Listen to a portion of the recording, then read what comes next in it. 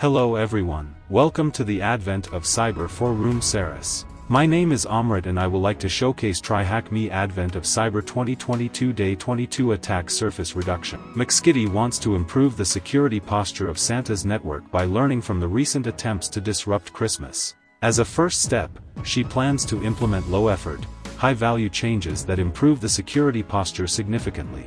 Learning objectives. To help McSkitty with her improvements, we will learn some concepts and evaluate some steps to take. These will include: understand what an attack vector is. Understand the concept of the attack surface. Some practical examples of attack surface reduction techniques that McSkitty can utilize to strengthen Santa's network. So let's start. Attack vectors. An attack vector is a tool, technique, or method used to attack a computer system or network. If we map the attack vectors to the physical world, attack vectors would be the weapons an adversary uses, like swords, arrows, hammers, etc. A non-exhaustive list of examples of attack vectors in cybersecurity includes the following: phishing emails, deceptive emails that are often impersonating someone and asking the victim to perform an action that compromises their security. Denial of service or distributed denial of service attacks. Sending so many requests to a website or web application that it reaches its limits and can no longer serve legitimate requests. Web drive-by attacks. Flaws in web browsers that compromise the security of the victim by merely visiting a website. Unpatched vulnerability exploitation. A flaw in the internet-facing infrastructure, such as the web server or the network interface, that is exploited to take control of the infrastructure. Attack surface. The attack surface is the surface area of the victim of an attack that can be impacted by an attack vector and cause damage. Taking forward our example of the physical world, the attack surface will include the unarmored body of a soldier, which an attack of a sword, an arrow, or a hammer, etc., can damage.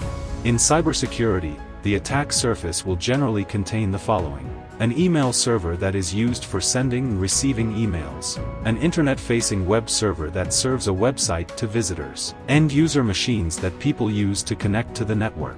Humans can be manipulated and tricked into giving control of the network to an attacker through social engineering. Attack surface reduction. As we might notice, the attack surface cannot be eliminated short of running away from the battlefield. It can only be reduced. The Greek phalanx is an excellent example of attack surface reduction, as seen in the picture. In the picture, the front of the defending army is covered by their shields, whereas the walls of a pass cover the sides, leaving no room for an attacker to inflict damage on the defenders without running into their defenses. This is how the Spartan army could hold back a much larger Persian army for several days in the Battle of Thermopylae. However, this attack surface reduction works for the weapons of that time. This technique will not impact the attack surface against modern weapons. In cybersecurity, the most secure computer is the one that is shut down and its cables removed. However, that is not feasible for running critical operations dependent on computers. Therefore, cybersecurity leaders aim to keep the operations running with the lowest possible attack surface. We can consider the goal as creating the digital equivalent of the Greek phalanx. Examples of attack surface reduction. Now that we have understood the concept behind attack surface reduction, let's identify the attack vectors that could be used against Santa's infrastructure. Let's help McSkitty devise a Greek phalanx defense to minimize the attack surface. Close the ranks. Santa's website was defaced earlier. When investigating that attack, McSkitty found that an SSH port was open on the server hosting the website. This led to the attacker using that open port to gain entry. Put up the shields. Although the open SSH port was protected by a password, the password was not strong enough to resist a brute-forcing attempt.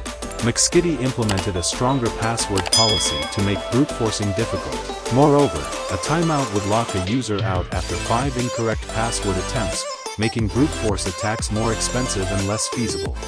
Control the flow of information. McSkitty was informed by her team about the GitHub repository that contained sensitive information, including some credentials. This information could be an attack vector to target Santa's infrastructure. This information was made private to block this attack vector. Moreover, best practices were established to ensure credentials and other sensitive information are not committed to GitHub repositories. Beware of deception. Another attack vector used to intrude into Santa's network was phishing emails. McSkitty identified that no phishing protection was enabled, which led to all such emails landing in the inbox of Santa's employees. McSkitty enabled phishing protection on Santa's email server to filter out spoofed and phishing emails. All emails identified as phishing or spoofed were dropped and didn't reach the inbox of Santa's employees. Prepare for countering human error. The phishing email that targeted Santa's employees contained a document containing malicious macros. To mitigate the risk of malicious macro-based documents compromising Santa's infrastructure, McSkitty disabled macros on end-user machines used by Santa's employees to avoid malicious macro-based attacks. Strengthen every soldier. McSkitty wanted the attack surface reduced from every endpoint's point of view. So far, she had taken steps to strengthen the network as a whole. For strengthening each endpoint, she took help from Microsoft's attack surface reduction rules. Though these rules were built into the Microsoft Defender for Endpoint product, she took help from these rules and created a similar set of rules for her own EDR platform. Make the defense invulnerable. To further strengthen the infrastructure, McSkitty carried out a vulnerability scan highlighting some vulnerabilities in the internet-facing infrastructure. McSkitty patched these vulnerabilities found on Santa's internet-facing infrastructure to avoid exploitation. After implementing these steps, McSkitty was a little relieved. However, she understood that though her attack surface was reduced, she still needed to be vigilant to avoid any incidents. Come back tomorrow to see what other steps McSkitty takes to strengthen her defenses. See ya!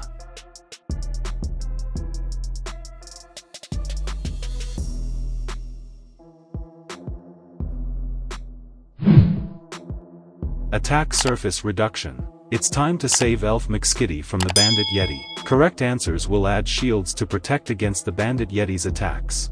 Add 6 shields to protect McSkitty fully. Only you can save her now. Match the attack vector with the relevant ASR action by moving the ASR action to the correct row in the right column. Bandit Yeti has identified an open SSH port on Santa's web server. Unnecessary ports are closed to avoid attack attempts. A document file with malicious macros is opened by a user. Security policies are implemented to block macros on Santa's network.